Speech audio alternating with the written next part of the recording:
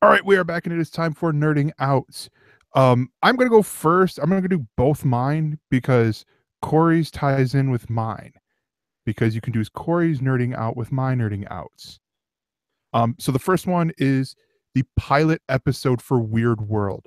Now, did you get to see Weird World or not Weird World, Westworld? Yeah, I was gonna say I Not the haven't even com- heard of Oh Weird World fucking as a hell! show. I do Oh know of the Weird World. Isn't it a Marvel comic? yeah, it was a Marvel comic. Last done with Secret Wars 2. About the domain of the same name. But what I meant to say was Westworld, the new J.J. Abrams produced, written, and directed, at least the pilot, was by Jonathan Nolan, who I think is also directing the finale for the first season. Um, Sci-fi reimagining of the, what was it, 1967 movie, written and directed by Michael Crichton.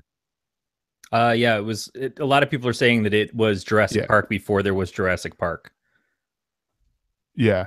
which makes me want to see So Yul Brynner as a T-Rex, even though obviously Yul Brynner is no longer with us, and neither are the yeah. T-Rexes. Conspiracy. Um, yeah.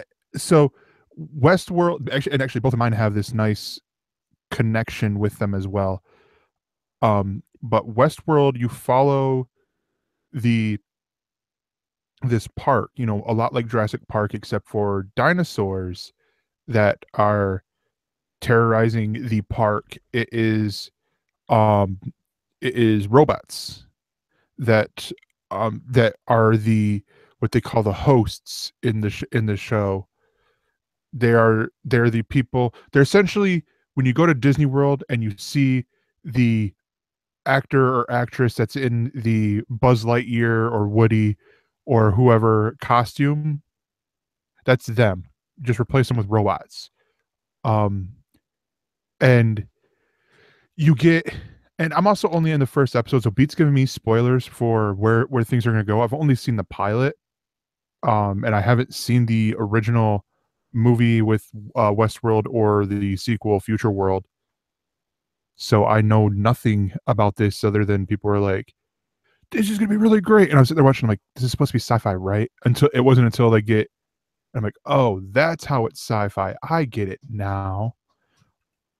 Um, but I enjoy the show. I like the fact that I don't know where it's going, and where I can easily ignore everyone who's like, "Oh, well, they did it better in the book or the movie, or they did it better in the past." I can just ignore those people and enjoy Evan Rachel Wood and um James Marsden and Ed Harris and all these other people that I recognize from all these other things. Shannon Woodward from Raising Hope is in there, Oh, that's and nice. I love yeah, I love this show. Yeah, Shannon Woodward plays one of the engineers in there, and it's a really cool project that it's got going. And Anthony Hopkins, yes, I cannot forget Anthony fucking Hopkins. Um, and it's really cool. The thing I loved the most out of this was the music. They have these old Western style versions of popular songs, like more, but like 80s 90s popular. So Paint It Black was done in like that old Western piano style, and I cannot think of what the other one was Which is not before it. technically much older than anybody in the Rolling Stones. Yeah, and then oh, what was I can't think what the first song was. But I recognize that right away. I'm like, oh, that's nice. It's cool to see these songs redone. Yeah, Black Hole Sun, that's what it was. From Soundgarden. And like I'm sitting there going, wait, is that like, because Black Hole Sun was first, and I'm like, is that? And I'm sitting there in my head, I'm singing along with it. I'm like, yes, this is my Am I childhood wrong right in here. thinking that there was a version of Black Hole Sun done by Johnny Cash shortly before he passed away? He did an album that was a whole bunch of covers of. I know he did Rusty Cage, but He did he did Hurt. he did Hurt as well. Yeah, Yeah, he did a cover he might have of a lot of different songs that were because popular at the time. he did a lot of the with his last anthology with the like the American series where American 4 featured her. It was, yeah, he very well could have. And if he did, I want to hear that version right now. Like, let's pause the show and I just want to listen to that. Oh, I was like, if Beat threw it up right there, I would have flipped out. But like, wait, really? How the fuck does he know that? Well, no, there was definitely a Paul Anka version. Maybe that's what I was thinking of. Yeah. So Yeah. it's funny when you think about this is Crichton. So now the whole thing is they're in a park where these robots are around. So it's kind of like Disneyland when you go to see the presidents talking, or if you go on any of the rides. And then there's that line in Jurassic Park by Jeff Goldblum's character where he says, yeah, but if the Pirates of the Caribbean ride breaks down, the pirates don't eat the park goers. And that's kind of what is the conceit of Westworld. So it'll be interesting to see how this goes. The other thing, though, is that the last Western series, is not technically a Western, but it's got a lot of Western themes and looks that HBO did, finished abruptly and didn't get to continue. Now, they keep talking about bringing Deadwood back, and that would be fantastic, but Westerns are kind of a hard sell already. We'll have to see. I don't even know how the Magnificent Seven is doing. Has that come out? Because I know people who've seen it. Yeah, it's out. I think it did pretty good. I don't remember. Right. I don't have exact numbers. But no, but it takes I honestly pretty huge stellar cast to make that happen at this point. Yeah. Beat is saying that it's out and it was number 1. Yeah. And honestly, if there are people who don't like the Westworld thing, whatever, please write us mail at ElseNerds.com. Tell us why. Tell me why I'm an idiot for liking this show. I want to know what the naysayers have to say. The other show I'm going to get on is, and I know all the episodes are out. Don't care. I'm going to take my time and watch them. Oh, sweet Christmas, just let me take my time and watch this show. And that is Luke Cage. The through line between my two shows is the music. I love the music. And music is something I hit on first with shows or movies, but I love this music on for Luke Cage. You have I'm still trying to figure out where this takes place in the Marvel Netflix timeline. Like right now, my thinking is it takes place after season 1 of Netflix of Jessica Jones, Daredevil, but before Jessica Jones. Yeah, it's between Jessica Jones and the first season of Daredevil.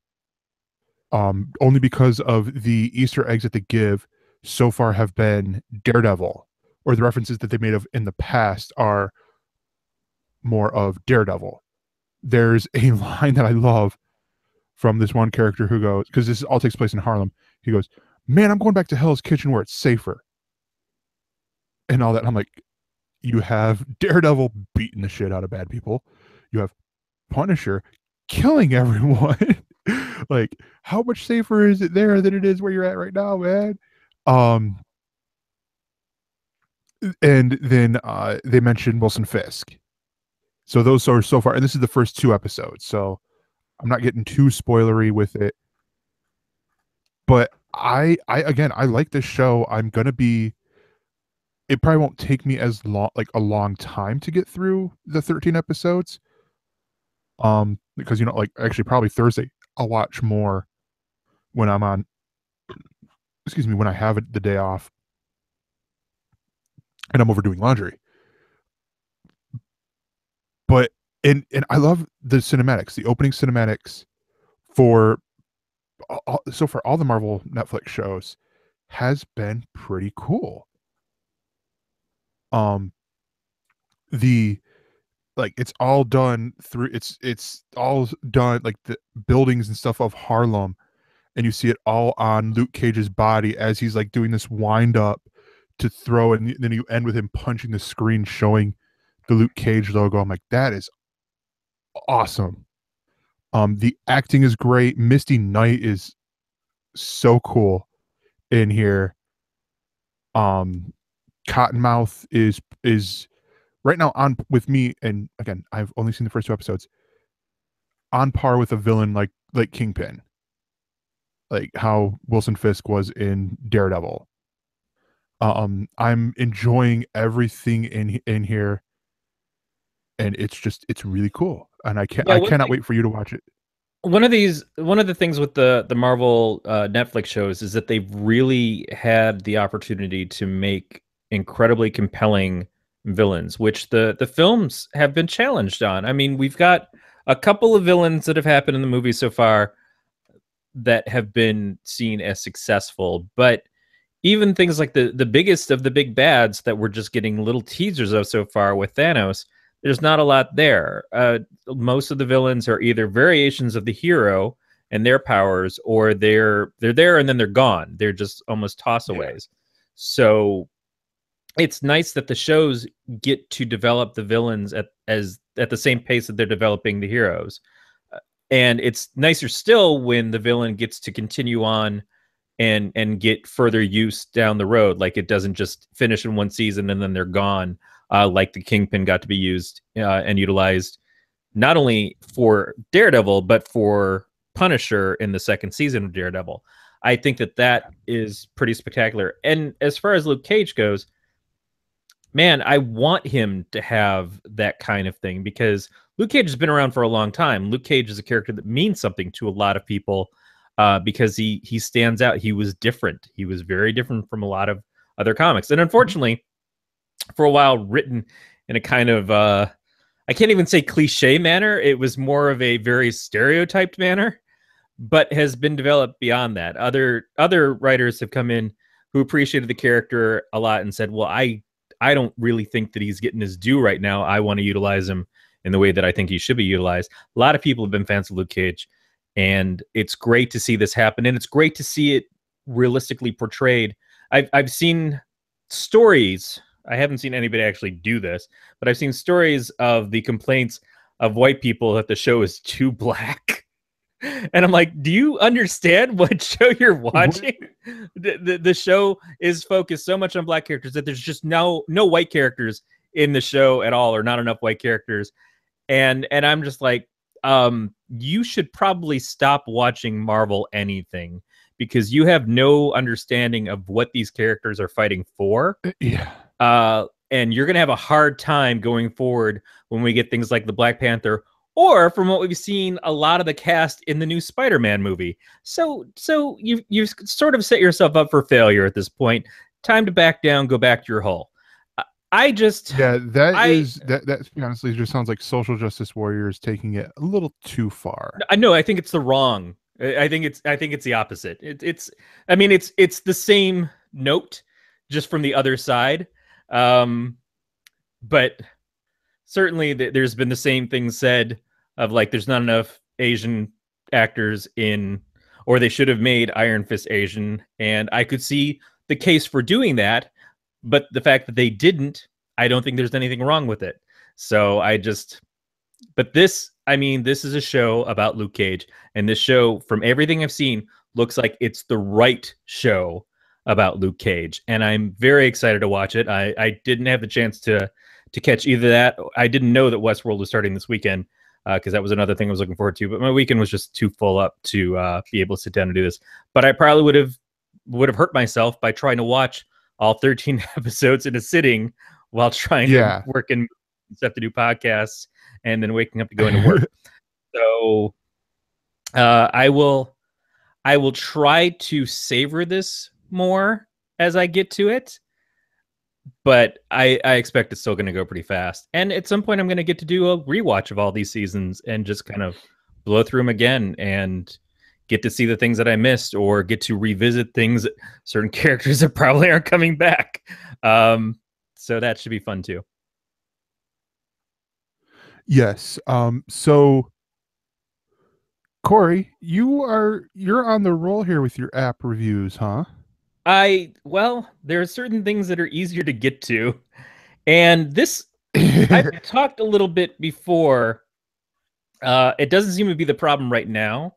But one thing I've always said is when you have things like Netflix or Amazon Prime streaming or Hulu, and then all your cable channels and HBO Go and Cinemax Go and Showtime, whatever, it gets to be too difficult to decide what to watch.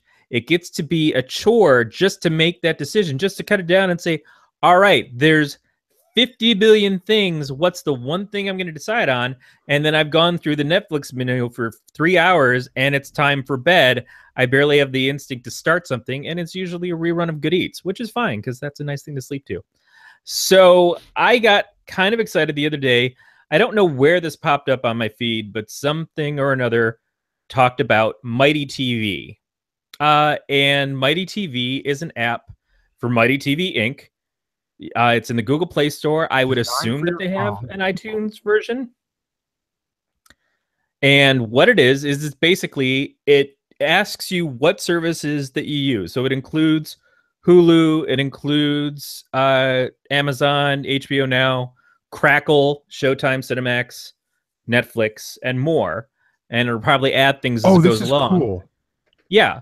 And what it does is it gives you examples of things that you can watch on those services once you've selected which ones you have, and you can give them I've watched this and I like it. You can hard press it and keep it so that you show that you love it, or you can swipe left like you would on Tinder or Grindr if that's your thing, and just say, no, this is not something that I either watched and enjoyed or have any interest in at all. And it takes that to be able to give you... Yeah. So I want to mention this because I don't know if you noticed it with yours, but when you mentioned the services, like I downloaded it to my tablet and I have launched the account right now. I'm creating it. It auto-populated Netflix and Crackle because I have those apps on the tablet. Right.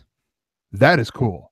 Yeah, I mean, it's very smart. It's the right kind of thing, because in Netflix goes and it does suggestions based off of stuff that you've watched on Netflix. Now, it kind of doesn't work for me because my wife doesn't sign out of my account to go into her account. I mean, it's a shared account, but we each have our own user ID. She doesn't sign out of mine to go into hers, and then she watches all their goddamn crappy horror movies, which is suitable to me because I have to watch those usually anyways.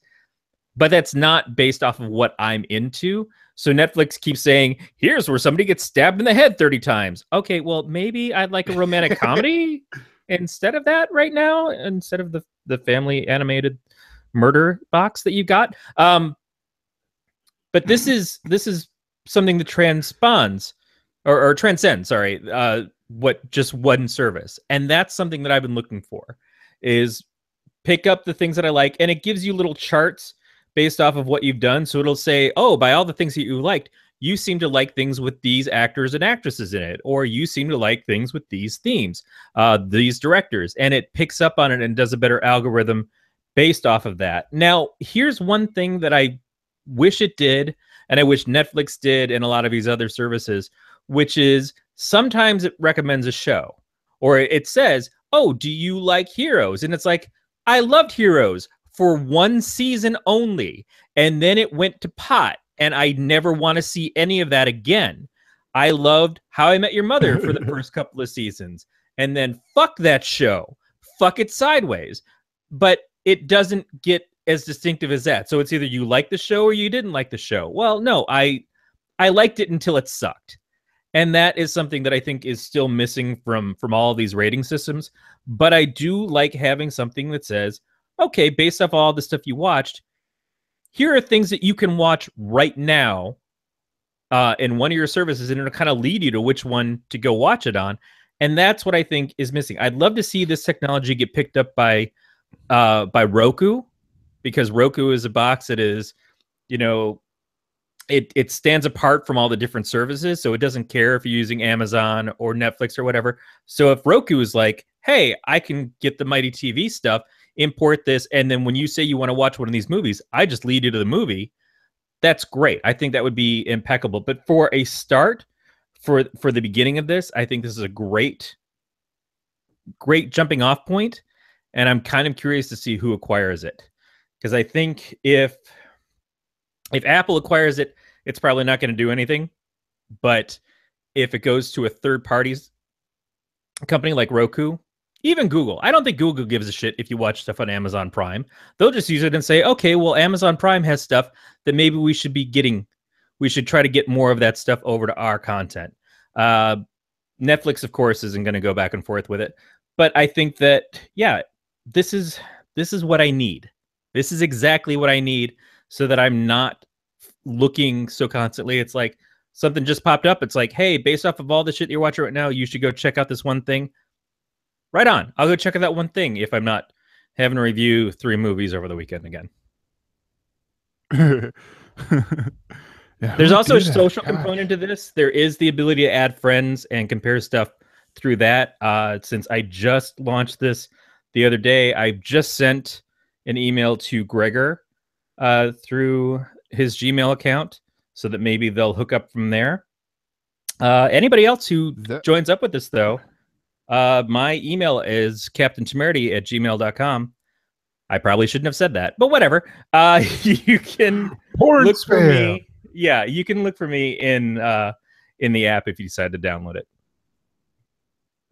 Yeah, while you were doing the review, I was sitting there swiping through, and I'm like, I love a lot of things. Yeah, like because it's hard to love. It's like Dark Knight. Oh, I love that. It was like, oh, I haven't seen that, so I'll skip it and stuff like that. And then there's like X-Men: Days of Futures Past. Swipe left. Yeah, it's weird because it's almost a little too much like Tinder for me. It is that, and it's still pretty new. Sometimes it's a little slow on like when it comes up with the next suggestion, or if you've swiped right and you meant to swipe left, or you didn't mean to swipe either one, you wanted to swipe up, so you haven't seen it yet. You can hit undo, but it takes it a couple of seconds for it to bring that one back. So it's still pretty early in its incarnation. It will take some time for it to get better, but the more people are using it, the more importance that it has, the more value it has, the better it should get. And so far, It's pretty solid. Yeah, right now the one thing I'm not liking is the email thing is probably going to be a problem, like with the whole doing an email. But yeah, I don't know, I'll figure that out later. It should be able to hook up through social networks or other things instead. I'm not really too worried about it. No, yeah, it's pretty cool. I mean, it looks like, I compared it earlier to GetGo or GetGlue or Miso. That came out about 5-6 years ago now. And it seems like that, but there's no, but like with Tinder. Sort of thing. Like, it seems like it's about check in when you're watching a show that was supposed to. Yeah, it was very much like Foursquare at the time. It's like actually going to the hashtag that they show on Big Brother and going, oh well, I'm gonna go join the conversation about this stupid hashtag about furs. Right, hashtag Julie's dress. Whatever. Like none of that really made a difference. If I want to talk about Big Brother, I'm just gonna go to Big Brother. That's where everybody will be. No one's talking about this one stupid hashtag about Camo Commando or whatever. No one gives a shit about that. So this isn't a false if they create a social. They'd have to do all the hashtags, and they wouldn't have a message. Sorry, right? I had to get that out. This is actually doing you a service, not just doing the networks and their shows a service. Yeah, exactly. All right, so that is Mighty. You can find it on both the Android and app stores.